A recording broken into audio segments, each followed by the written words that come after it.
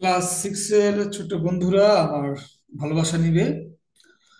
আমি আজকে class six এর সামারি নিয়ে একটা ক্লাস তৈরি করছি। দেখো, সামারিটা থাকে হচ্ছে আমাদের দুটো প্যাসেজ। প্রথম প্রশ্নটা থাকে আমাদের একটা প্যাসেজ, তাই না? এই যে ফর এক্সাম্পল এটা দেখি, এটা হচ্ছে আমাদের কোয়েশ্চেন। 100 মার্কসের পরীক্ষার প্রশ্নটাতে এভাবে করে একটা কম্প্রিহেনশন দেয়া থাকবে, যেটাতে লেখা থাকবে read the text and answer the questions. অর্থাৎ আমাদের কোয়েশ্চেন নাম্বার ওয়ান এমসিকিউ, তারপরে question number two question answers, এই দুটো আমাদের অ্যান্সার করতে হবে। তারপর আরেকটা প্যাসেজ দেওয়া থাকবে, যে প্যাসেজে আমাদের তিন আর চার, মানে কোয়েশ্চেন নাম্বার থ্রি এবং কোয়েশ্চেন নাম্বার ফোর অ্যান্সার করতে হবে। অর্থাৎ এটা সিন থাকবে। তাহলে comprehension one, passage one passage two দুটো সিন থাকবে। তো তোমাদের যে সিলেবাস দেওয়া আছে, এই সিলেবাস থেকেই এই কম্প্রিহেনশন গুলো তুলে দেওয়া হবে, ইউনিট লেসন থেকে, তোমাদের ফর টুডে থেকে। তার উপরে প্রশ্ন করা হবে। যেমন 3 নম্বর প্রশ্নটা হচ্ছে গ্যাপস থাকবে। তারপর 4 নম্বরটা হচ্ছে অ্যান্টোনিম সিনোনিম, মানে একটা ভোকাবুলারি টেস্ট থাকবে। পাঁচটা থাকবে 5 মার্কস। তারপরে আরেকটা প্যাসেজ দেওয়া থাকবে, এই প্যাসেজটা আনসিন, অর্থাৎ এটা তোমাদের কোনো ফটোতে বই নাই। বিভিন্ন গাইড বই থাকতে পারে, নবদূত থেকে শুরু করে পাঞ্জেরি বা এই ধরনের কোনো গাইড বই থাকলে ওগুলো তো তোমরা পেতে পারো, বা স্যাররা বিভিন্ন কোচিং সেন্টার হয়তো প্র্যাকটিস করে থাকেন, বা অনেক স্কুলেও, ম্যাক্সিমাম স্কুলে যদি বিভিন্ন ধরনের গাইড ফলো করে। তো আমি নবদূতটা সাধারণত ফলো করি, হোয়াট এভার। তো আমাদের সেই আনসিন প্যাসেজটা কি লেখা আছে, রিড দ্য টেক্সট। টেক্সট মানে প্যাসেজটা কি, লেখাটা। Read the text and answer the question five, six and seven. 5 number question হচ্ছে তোমার, এখানে একটা ফিল দ্য গ্যাপস থাকবে, টেবিল থাকবে, টেবিলের মধ্যে ইনফরমেশন দিয়ে ফিল দ্য গ্যাপস করতে হবে। আমি মূলত আজকে সামারিটা আলোচনা করবো। তা 6 নম্বর থাকে কি আমাদের, true and false. Read the passage again and write whether the statements are true or false. Give correct answers if the statement is false. অর্থাৎ তুমি শুধু কারেক্ট, মানে ফলস বা ট্রু লিখলে হবে না। For example, mother Teresa was born in Macedonia, এটা যদি ট্রু হয়ে থাকে, ফর এক্সাম্পল ট্রু লিখলা, ঠিক আছে। ট্রু লেখার পরে তোমার এটা বাক্যের শেষও লিখতে পারো, বা বাক্য ছাড়াও ডিলিট করে লিখতে পারো। কিন্তু যদি প্রশ্নটা ফলস হয়, সেক্ষেত্রে তুমি কি করবা, এই বাক্যের শেষে তুমি এভাবে করে ফলস লিখতে পারো, বা এই বাক্য না তুলে দিয়ে শুধু ফলস লিখতে পারো। অবশ্যই তোমাকে এটা আবার কারেক্ট অ্যান্সার লিখতে হবে, অর্থাৎ CORRE, কারেক্ট ANSWER, কারেক্ট অ্যান্সারটা লিখতে হবে এখানে। না লিখলে তোমার অর্ধেক নাম্বার কাটা যাবে। তো কারেক্ট অ্যান্সার পুরোটা না লিখে কেউ দেখছি এবার লিখে, মানে কারেক্ট অ্যান্সার। বাট আবার আমার মনে হচ্ছে কারেক্ট অ্যান্সার লেখাটাই ভালো। নিয়ে এটা আলোচনার বিষয় না যদিও। তাহলে আমরা এখন চলে যাচ্ছি সামারিটা। যেহেতু প্যাসেজটা আমাদের আনসিন, কখনো দেখি নাই সাধারণত। তুমি যে গাইড বইয়ে যেগুলো পড়েছো দেখেছো, ওগুলোও থাকতে পারে। ওগুলোর বাইরে থাকারও সম্ভাবনা বেশি, যে স্ট্যান্ডার্ড প্রশ্ন করা হয়। তাহলে সামারিটা আমি কিভাবে লিখবো? যেমন দেখো, এই যে this is the question, 10 marks, তাই না? বলছে summarise the above text. Above মানে উপরের, টেক্সট মানে লেখা। উপরের লেখাটা যেটা দেওয়া আছে, আমি এটা, এই লেখাটা অ্যাবাভ টেক্সট মানে উপরে যে লেখাটা আছে, এই লেখাটার সামারাইজ করো ইন ইউর ওন ওয়ার্ডস, বা নিজস্ব শব্দে। দেখো কত ইম্পর্টেন্ট কথাটা, ইন ইউর ওন ওয়ার্ডস, অর্থাৎ এখানে যে গল্পটা বা যেই তথ্যটা দেওয়া আছে, এই কয়টা শব্দের মধ্যে এখানে প্রায় 80-90টার মতো ওয়ার্ড দেওয়া আছে। এটাকে তুমি সামারাইজ করবে। সামারাইজ বলতে এটাকে কেউ বলেন 3 ভাগের 1 ভাগ, 2 ভাগের 1 ভাগ, এগুলো আসলে বিষয় না। অর্থাৎ তুমি এটাকে তোমার প্রয়োজনীয় তথ্যগুলো রেখে বাকি তথ্যগুলো বাদ দিয়ে তোমার মতো করে সাজিয়ে লিখবে। আমি 2-3টা উপায় লিখবো। অরিজিনাল উপায়, যেটাতে 10-10 পাওয়া যাবে, সেটা নিয়ম হচ্ছে, এখানে যে বাক্যগুলো দেওয়া আছে, যে শব্দগুলো দেওয়া আছে, এই বাক্যগুলোর স্ট্রাকচার সম্পূর্ণ তুমি পরিবর্তন করে ফেলতে হবে। সম্পূর্ণ পরিবর্তন করা ফেলার অর্থ হচ্ছে তোমার নিজের স্টাইলে তুমি করলা। এবং যে ওয়ার্ডগুলো দেওয়া আছে, সাধারণত যে ওয়ার্ডগুলো ম্যান্ডেটরি না, ওই ওয়ার্ডগুলোর ভিন্ন ওয়ার্ড তুমি ব্যবহার করতে পারো, ব্যবহার তো করতে হবে। করে তারপরে তোমাকে এই তথ্য তুলে ধরতে হবে। এখানে যদি 90টা ওয়ার্ড দেওয়া থাকে, তুমি 90টা ওয়ার্ড তোমার নিশ্চয়ই খরচ করতে হবে না। তুমি সর্বোচ্চ 30টা 40টা বা 45টা ওয়ার্ডের মধ্যে এই এই তথ্যটা পুরোপুরি দিয়ে দিতে হবে। তো আসো আমরা দেখি কিভাবে করতে হয়। তো অনেকেই করে কি, আহ, যে প্রথম থেকেই শুরু করে দেয়, অনেকে তো হুবহু করে লিখে দিয়ে দেয়।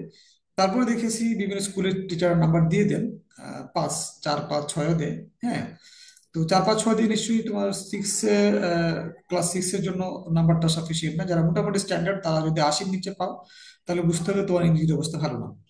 তাহলে কি হচ্ছে, আমরা ভালো মার্কস পাওয়ার জন্য আমাদের এখন 10-এ 10 পেয়ার করার জন্য কি করতে হবে, এভাবে শুরু থেকেই বাক্যটা তুলে দিয়ে হুবহু।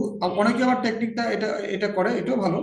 যেমন mother Teresa, the servant of humanity, পুরাটাই হুবহু লিখে দেয়, ওয়াজ বর্ন অন August 26, হ্যাঁ 1910 ইন ম্যাসেডোনিয়া, পুরো লিখে দিচ্ছি। পুরো লিখে দিয়ে এখান থেকে পরবর্তী একটা বাক্য তুলে দেয়, at the age of 12 she felt an urge to spread the love of Christ and so she decided to become a missionary. অর্থাৎ একটা বাক্য বাদ দিয়ে একটা বাক্য তুলে দিয়ে এভাবে করে সে দেখা যাচ্ছে এখান থেকে আরেকটা বাক্য এখান থেকে বাদ দিয়ে, হ্যাঁ ফর এক্সাম্পল এই বাক্যটা বাদ দিয়ে দিবে, এই বাক্য বাদ দিয়ে আবার এখান থেকে বাক্যটা লিখবে, after receiving training for some months she came to India, একটু দিয়ে একটা সামনে লিখে দিয়ে দিতে পারে। ভেরি গুড, এটা তো নাম্বার দিবে, 4, 5 নাম্বার, মিনিমাম 50% মার্কস দিবে। হুবহু লাইন তুলে দিয়ে দুই একটা লাইন বাদ দিয়ে দুইটা বাক্য বাদ দিয়ে। But this is not the process. প্রসেসটা হচ্ছে সরি, প্রসেসটা হচ্ছে এখানে যা আছে তা আমি তথ্যগুলা আমি ওই তথ্যগুলোই দিব, এবং গুরুত্বপূর্ণ তথ্যগুলো দিব। যদি লেস ইম্পর্টেন্ট বা কম গুরুত্বপূর্ণ তথ্য থাকে আমরা সেগুলো বাদ দিয়ে আমরা এই লেখাটা লিখবো। আসো আমরা কিভাবে লিখতে পারি। Mother Teresa the servant of humanity was born, আমার জন্য দেখা যাচ্ছে না, was born on August 26, 1910 in Macedonia. তুমি এটাকে আহ, ছোট করে দেখতে পারো কিভাবে, বা তোমার মতো করে। আমি যদি বলি mother Teresa was born on August 26, ওটুক বললে হবে। জাস্ট বললাম mother Teresa was born on August 26, ওটুক লিখে ফুল স্টপ দিয়ে দিলাম, নো প্রবলেম। আমি একটু অন্য জায়গায় বের করে দেখাই, ফর এক্সাম্পল আমি এখানে পেস্ট করে দিচ্ছি। আমি ধরো আমি এটা ধরলাম, মাদার তেরেসা ওয়াজ বর্ন, আমি যদি বলি জাস্ট ইন 1910, নাইস। এটা কিন্তু আমার নিজস্ব একটা, মোটামুটি নিজস্ব একটা কথা হয়ে গেল। অর্থাৎ মাদার তেরেসা 1910 সালে জন্মগ্রহণ করেছেন। আমি তার জন্মদিন দেওয়াটা এখানে খুব জরুরি না। তাই আমি বুঝাই দিতে পারলাম স্যারকে যে স্যার, আমি এইখান থেকে এই জিনিসগুলো বাদ দিয়ে এই বাক্যটাকে সুন্দর করে আমি মোটামুটি তথ্য আপনাকে দিতে পেরেছি। অর্থাৎ এই বাক্যটা যদি পড়া হয়, mother Teresa was born in 1910, আমার বাক্য সুন্দর হয়ে গিয়েছে। আমি তাহলে বোঝা গেল যে আমি এই বাক্যটা আমি কাজ করতে পেরেছি। স্যার, আমি যদি এই অংশটা জুড়িয়ে দিই, হ্যাঁ ইয়েস আর সুন্দর, আমি বললাম mother Teresa was born in 1910 in Macedonia, আরো সুন্দর হয়ে গেল, তাই না? তার মানে আমি আমার ক্রেডিট দেখালাম, আমি ক্রেডিট দেখালাম যে আমি জানি how to avoid this part. আমি এখান থেকে কমা সহকারে অংশটা উঠে দিয়েছি, এবং আমি ডেট দিতে চাই নাই, আমি এটা উঠে দিয়েছি। ঠিক আছে, এবং তুই মনে করলো না আমি আসলে তারিখটা শুদ্ধ দিব, ওকে ফাইন। তাই তুমি বলো mother Teresa was born on 26 August 26 দিয়ে তুমি এখানে কমা দিয়ে জাস্ট এটা লিখো। ঠিক আছে? দেখো তো কি হচ্ছে এখন, মাদার তেরেসা, আমি এটা বাদ দিলাম, mother Teresa was born on August 26, 1910। Very nice. তুমি এখন আরেকটা কথা বলো, হ্যাঁ এখানে লিখতে পারো,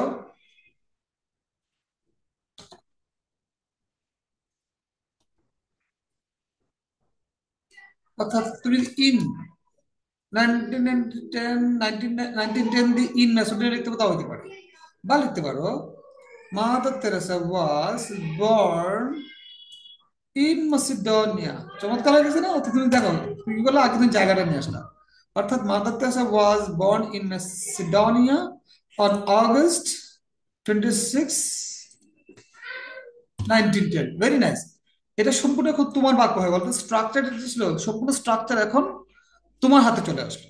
অর্থাৎ তুমি এভাবে করে এই বাক্যটা যেমন ছোটও করতে পারলা, প্লাস তথ্যগুলো পুরোটা এখানে দিয়ে দিলা। অর্থাৎ এখানে দেখো তো কটা ওয়ার্ড আছে, একটা দুইটা তিনটা চারটা পাঁচটা ছয়টা সাতটা আটটা, সরি নয় দশ, 10টা ওয়ার্ড দিলাম। তাহলে আসলে এখানে কটা ওয়ার্ড ছিল দেখো তো, 1 2 3 4 5 6 7 8 9 10 11 12 13 14, অর্থাৎ তুমি 4টা ওয়ার্ড কিন্তু কমায় ফেললাম, তাই না? তুমি কিন্তু চাইলে আরো কমাইতে পারো। অর্থাৎ তুমি বলতে পারো Mother Teresa was born in Macedonia. আমি মনে করলাম আমি এটা দিব না, এটা ছেড়ে দিলাম। কি হচ্ছে, mother Teresa was born in Macedonia in 1910, অর্থাৎ মাদার তেরেসা 1910 সালে মেসিডোনিয়ায় জন্মগ্রহণ করেছে। আমি তথ্য দিয়ে দিলাম, ঠিক আছে। 1 2 3 4 5 6 7 8টা শব্দ, তাহলে 14টা শব্দ থেকে আমি, হ্যাঁ, মাত্র 8টা শব্দ দিয়ে বা 6টা শব্দ বাদ দিয়ে আমি 8টা শব্দ দিয়ে তথ্য দিয়ে দিই। অর্থাৎ তথ্য কিন্তু পাওয়া গেছে এখানে যে মেসিডোনিয়াতে তার জন্মগ্রহণ করেছে এবং 1910 সালে জন্মগ্রহণ করেছে, খালি একটা আমি ডেট দিই নাই, এতে কিচ্ছু যায় আসে না। এইভাবে এইভাবে আমাদেরকে এই ফুল প্যাসেজটাই করতে হবে। ফুল প্যাসেজটাকে আমরা আমাদের মতো করে সাজিয়ে এভাবে লিখতে পারবো, লিখতে হবে, তখনই আমরা কিন্তু 10 10 পাবো। দেখো আবারও পরে কি লেখছে এখানে, দেখো summarise the above text in your own words, তোমার নিজস্ব শব্দে। আমরা কিন্তু স্ট্রাকচারটা নিজস্ব করলাম, তো শব্দ নিজস্বতায় দিতে পারি। তো নিজস্ব শব্দ আমরা কিভাবে দিব, আসলে দেখে ট্রাই করে আমরা নিজস্ব শব্দটা কিভাবে দেওয়া যায়। Mother Teresa was born in Macedonia in 1910। এখানে শব্দ কোনো শব্দই আমাদের নিজেদের দেই নেই, আমরা সরাসরি এখানে স্ট্রাকচার গুলা আমরা এলোমেলো করে গুছিয়ে দিয়েছি আমাদের মতো করে, এবং শব্দ বাদ দিয়েছি, নতুন শব্দ কিন্তু আমরা দিই না। তুমি এখন বলতে পারতা, এভাবে বলতে পারতা 1999 1910 is the is the birth year of mother Teresa, তাই না? বুঝছে না তো? দেখো তো পুরাই চেঞ্জ করলাম। 1910 is the birth year of Mother Teresa. Fine, লাগাইতে পারো হু, যে কিনা ওয়াজ বর্ন ইন মেসিডোনিয়া। দেখো তো পুরা স্ট্রাকচার তুমি চেঞ্জ করে ফেললা, এবং তুমি নতুন শব্দ ঢুকাই দিলে এখানে বার্থ নিয়ে আসলা। অর্থাৎ 1910 সাল ইজ দ্য বার্থ ইয়ার, জন্মের বছর অফ মাদার তেরেসা, যে কিনা হু ওয়াজ বর্ন ইন মেসিডোনিয়া। দেখো এটা একটু টাফ হয়ে যাবে অনেকজনের জন্য যারা আসলে গ্রামার সেন্সটা খুব ভালো নাই, যারা ক্যাডেট কলেজে পরীক্ষা দিবা বা দিয়েছো, তোমাদের জন্য এভাবে করে বাক্য তৈরি করা খুবই স্বাভাবিক। এবং যারা ক্লাসের ফার্স্ট সেকেন্ড থার্ড বয় থার্ড গার্ল, তোমাদেরকে এভাবে করে করতে হবে ফুল মার্কস পাওয়ার জন্য। তোমাকে বুঝিয়ে দিতে হবে স্যারকে যে sir I know how to change the words, how to replace the words with my own words with my own structure, এটা তোমাকে প্রমাণ করে দিতে হবে। তো এই বাক্যটা আমরা যেভাবে করে চেঞ্জ করেছি, অনুরূপভাবে প্রতিটা বাক্য আমাদের কিভাবে করে ছোট করে চেঞ্জ করে আমাদেরকে এই টেক্সটটা লিখিয়ে দেখাতে হবে। এবং দেখবা যে অটোমেটিকলি এটা ছোট হয়ে গিয়ে, যেহেতু 90টা ওয়ার্ড আছে মূলত, এটা এটা হয়তো 40টা ওয়ার্ড বা 45 ওয়ার্ডের মধ্যে চলে আসবে। তখন তুমি 10 10 পাবা। আমি আশা করি বুঝাতে পেরেছি। আর যারা কিছুই পারো না, আমি তাদেরকে সেই টেকনিকটাও বলেছি, যে বিভিন্ন ভাবে কিভাবে করে তোমার পছন্দ মতো গুরুত্বপূর্ণ লাইনগুলো তুমি উঠাই দিবা, হ্যাঁ, লেস ইম্পর্টেন্ট লাইনগুলো তুমি বাদ দিয়ে দিবা। বা বাক্য থেকে শুরু করতে পারে, বাক্য থেকে তুমি যেমন লেস ইম্পর্টেন্ট অংশটা ফেলে দিতে পারো, যেমন কোনো চেঞ্জ করতে চাচ্ছ না। ফর এক্সাম্পল এখান থেকে mother Teresa the servant of humanity was born on August, হ্যাঁ, এই অংশ থেকে তুমি জাস্ট করে তুমি এটা বাদ দিয়ে দাও, জাস্ট করে এটা mother Teresa was born on August, তাহলে দেখো তোমার কিন্তু কাজ হয়েছে একটা, তাই না? মানে এটা একটা 70% 80% মার্কসের কাজ হয়ে গেল। অর্থাৎ তুমি, তোমার যদি গ্রামাটিক্যাল সেন্স উইক থাকে বা সাহস না পাও, সেক্ষেত্রে তুমি এভাবে করে ওই বাক্যটা যেভাবে আছে সেভাবে রাখবা, কিছু শব্দ অপ্রয়োজনীয় শব্দ, তোমার দৃষ্টিতে অপ্রয়োজনীয় শব্দ তুমি কমিয়ে ফেলতে পারো। আমি বাকি অংশগুলো করার চেষ্টা করে দেখি। She was the youngest of 3 siblings, siblings মানে ভাই বোন, অর্থাৎ তারা একই বাবা মায়ের যে ভাই বোন তাদের বলছে। She was the youngest of the siblings. তুমি বলতে পারো she was the youngest one of her parents, তাই না? আমি যদি একদম 10 10 বলতে পারি, বা বলতে পারো Mother Teresa was the last one of the family, তাই না? এটা শুধু হয় না, লিখতে পারো এবারে। মাদার তেরেসা না লিখে she লিখতে পারো, সমস্যা নাই। লিখতে পারো কি, she was the last one of her parent. Very nice. দেখো তো একদম পুরো চেঞ্জ হয়ে গেছে না? হ্যাঁ, একদম পুরো চেঞ্জ হয়ে গেছে। ঠিক আছে, থ্যাংক ইউ। আরে, তো কি করতে হবে, এই বাক্যটা তুমি চেঞ্জ করতে পারো। She was the youngest of the three siblings at the age of 12। আমি এটা কি লিখছিলাম তো বুঝে দেন। She was the last one, সে সবার শেষে মানুষজন ছিল। ওকে, তারপর আটটা বাক্য হচ্ছে at the age of 12 she felt an urge to earn an interest। যদি কেউ ওয়ার্ডটা জানো, জাস্ট খালি বলবা কি at 12। দেখো তো, আর চলে গেছে। at 12 এর অর্থ হচ্ছে 12 বছর বয়সে। at the age of 12 যে কথা, at 12 এক কথা। তুমি বলবা at 12 she felt an interest। দেখো তো, হ্যাঁ, INTEREST। at 12 she felt an interest to spread the love of Christ। spread মানে ছড়িয়ে দেওয়া, তাই না? to spread the love of Christ, and so she decided to become a missionary। তুমি শুধু চিন্তা করলে যে আমি এই বাক্যটা অংশটা নিব, আমি শুধু এটা নিব, at the age, at 12, 12 বছর বয়সে she felt an interest to spread the love of Christ, full stop দিয়ে দিলাম, শেষ। তুমি এখন নতুন করে আহ তুমি এই অংশ চাইলে বাদও দিতে পারো, সমস্যা নেই। চিন্তা করলে যে না, আমার কাছে ইম্পর্টেন্ট মনে হচ্ছে না, বাদ দিলাম, ফাইন, হয়ে গেল। তুমি বললো এখন, সরি, ইন 1928, 1928 সালে she left home and joined the Sisters Loreto, an Irish community of nuns। আমি বললাম, আমি চিন্তা করলাম একটা কাজ করি। In 1928 she left home, okay, and joined, দেখো তো হয়েছে কিনা। বললাম in 1928 she left home and joined an Irish community of nuns, শেষ, which had missions in India, which has missions in, আমি দরকার না, আমি এখানে দিলাম, আমি ফুল স্টপ করে দিলাম। দেখো আমার বাক্য বাক্য জায়গা থাকলো, তথ্যগুলো মূল তথ্য দিয়ে দিলাম। অর্থাৎ 1928 সালে সে বাড়ি ছেড়েছে এবং Irish community of naan say join করেছে। তাহলে কি হলো, in 1928 she left home and joint, sorry এখানে জয়েন্ট দিব, JOIN, জয়েন্ট। জয়েন্টে যদি কোনো নতুন ওয়ার্ড তোমার মাথায় আসে তুমি ইচ্ছা করে দিতে পারো, সমস্যা নাই। Joined an Irish community of nuns, fine. After receiving training for some months she came to India. তুমি বলতে পারো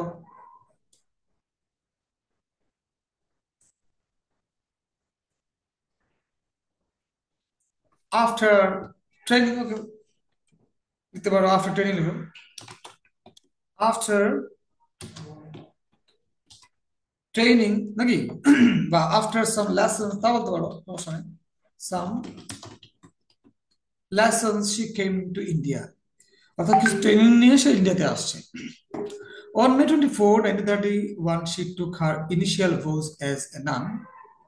অর্থাৎ সে 1931 সালে নান হিসেবে সে তার ভোজ, মানে এখানে কি বলবো, ওই যে তোমার নান হিসেবে জয়েন করার কি কি জানি বলে, ভোজ বাংলাটা মনে আসতেছে না, এই যে অত বলে, এটা অত একটা ইংলিশ ওয়ার্ড আছে, তুমি অত দিতে পারো।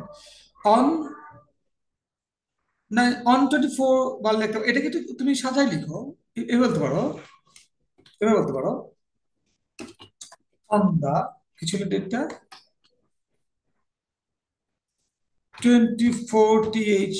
4th of May, তাই না, in 1931, তোমার এটা কিন্তু তোমার ভাষা। she took her initial vow as nun, বা she started, she started her life as nun। দেখো তো, on the 24th of May in 1931 she started her life as nun। দেখো এখানে কটা ওয়ার্ড আছে, তারপরে 66টা ওয়ার্ড আছে, তাহলে তুমি চাইলে 90টা ওয়ার্ড থেকে কমায় আমরা এখানে অলমোস্ট থার্ড, 1/3 বাদ দিয়ে আমরা তার 3/2 মতো রেখেছি। তো বেশি কমানো যাবে না, কারণ এখানে অনেক বেশি ছোট এমনি প্যাসেজ। তো তোমরা এভাবে করে যে কোনো একটা আনসিন প্যাসেজ দেওয়া থাকবে, প্যাসেজ দেওয়া থাকলে তোমার মতো করে স্বাধীনভাবে দুই বাক্যকে এক জায়গায় করতে পারো বা তিন বাক্যকে এক জায়গায় করতে পারো, বা প্রতিটা বাক্য ধরে ধরে বাক্যকে তুমি বাক্যের প্রয়োজনীয় অংশ রেখে বাকি অন্য অংশগুলো তুমি ছেড়ে দিয়ে তুমি এইভাবে করে সামারি লিখতে পারো। আবার কিছুই যদি না জানা থাকে, এটা বলে দিয়েছি যে মাঝখান থেকে এটা এটা এটা বিভিন্ন স্যাররা শিখিয়ে থাকেন, আমি জানি অনেক বাচ্চা করেও থাকে। কিন্তু কখনো ভুলে যারা একদম দুর্বল প্রকৃতি তারা কখনো এই প্রথম বাক্য দিয়ে শুরু করবে না, একদম কমা দাঁড়ি সহকারে যা হবু বসা দিবে, তাহলে তুমি অ্যাভারেজ নাম্বার 6, 6.5, 7 পেয়ে যাবা। সো আর যদি এভাবে করে লিখতে পারো তোমাকে 10 10 দিবেই দিবে, কোনো ভুল নাই। ঠিক আছে। আমি আশা করি তোমাদের জীবনে প্রথম আসলে ক্লাস 5-এ তোমাদের সামারি ছিল না, 6-এ তোমাদের সামারি পেয়েছো। সামারি তোমরা পেতে থাকবা, ক্লাস 7-এও পাবা, 8-এও পাবা, 9-এও পাবা, 10-এও পাবা, কলেজে পাবা, এবং জীবনে অন্যান্য জায়গায় তোমরা সামারিটাকে পেতে পেতে থাকবা। এনিওয়ে, সো আজকে ক্লাসটা যদি ভালো লেগে থাকে, আমার স্টুডেন্টের জন্য বেসিকলি এটা করা, মণিপুর স্কুলের 2025 সালে ক্লাস 6-এ বাচ্চাদের জন্য। আপনারা যদি কোনো অভিভাবক আমার এই ভিডিওটা দেখে থাকেন, আমি ক্লাস অনলাইনে করেও থাকি, অফলাইনে করে থাকি। আমার অনলাইনে ক্লাস সরি অফলাইনে ক্লাস আমার মণিপুরে, রূপনগরে, মণিপুর স্কুলের পাশে রূপনগর ব্রাঞ্চে এখানে আমার কোচিং সেন্টার একটা আছে, প্রতিষ্ঠান আছে। তারপরে আমি আবার মূল শাখা মণিপুর 60 ফিটে এখানে আমি পড়াই। তারপরে আমার আজিমপুর ব্রাঞ্চ আছে একটা আমার, আজিমপুরে চারি বিল্ডিং গলিতে আমার একটা ব্রাঞ্চ আছে, ওইখানে আমি পড়াই। আপনারা চাইলে অফলাইন এবং অনলাইন দুইভাবে যে কোনো একটা উপায় আমার সাথে ক্লাসে জয়েন করার জন্য বাচ্চাদেরকে সহযোগিতা করতে পারেন। আমাকে নক করার জন্য এটা হচ্ছে আমার হোয়াটসঅ্যাপ নাম্বার, 01975150684। 097515684, এটা হচ্ছে আমার হোয়াটসঅ্যাপ নাম্বার। আপনারা চাইলে নক করতে পারেন। যেহেতু বাচ্চারা ক্লাস 6 থেকে 7-এ উঠবে, আমি আবার স্পেশাল শুধু গ্রামারের কোর্সও করিয়ে থাকি আমি। তো এটাতে আমার হোয়াটসঅ্যাপ নাম্বার আছে, এটা হোয়াটসঅ্যাপ নাম্বার অলসো WHATS। অর্থাৎ এই নাম্বারে যোগাযোগ করলে আমার গ্রামার ফানের প্রতিষ্ঠান থেকে বেসিক্যালি আমি নিজেও পড়াই, আমার টিচারও আছে, টিচাররা পড়ায় আমার সাথে সরাসরি, আমি ক্লাস করাই। আমার সরাসরি ক্লাস অনলাইন অফলাইন দুইভাবে আপনারা পেতে পারবেন। আপনারা আমার গ্রামার ফানে আপনাদেরকে স্বাগতম, এতক্ষণ ধৈর্য ধরে আমার কথা শোনার জন্য। গ্রামার ফানের পক্ষ থেকে আপনাদেরকে অসংখ্য ধন্যবাদ। বাচ্চারা যারা আমার ছোট বন্ধুরা আছো, তোমাদেরকেও সকলকে বন্ধু আমার পক্ষ থেকে ধন্যবাদ। গ্রামার ফানের পক্ষ থেকে সবাই পরীক্ষা ভালো করো সে দোয়া রাখি, এবং আশা করি পরবর্তী ভিডিওগুলোর জন্য আমার এই চ্যানেলটাকে তোমরা অবশ্যই সাবস্ক্রাইব করে রাখবে। থ্যাংক ইউ ভেরি মাচ, সবাই ভালো থাকবে।